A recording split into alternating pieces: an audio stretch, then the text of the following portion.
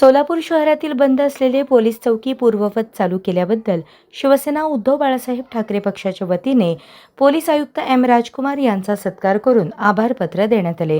सोलापूर शहरातील गेल्या काही वर्षांपासून बंद असलेली पोलीस चौकी चालू करण्यात यावी अशी मागणी शिवसेना उद्धव बाळासाहेब ठाकरे पक्षाच्या वतीने करण्यात आली होती।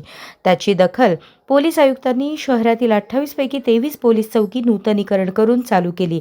त्याबद्दल शिवसेना उद्धव बाळासाहेब ठाकरे पक्षाच्या वतीने जिल्हा प्रमुख प्रताप चव्हाण यांच्या हस्ते शाल पुष्पगुच्छ देऊन सत्कार करून आभारपत्र देण्यात आले।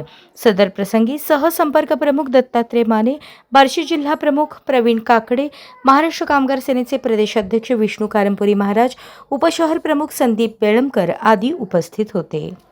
अशाच नवनवीन अपडेटसाठी जनता राज्य न्यूज चॅनलला सबस्क्राईब करा, लाईक करा आणि शेअर करायला विसरू नका।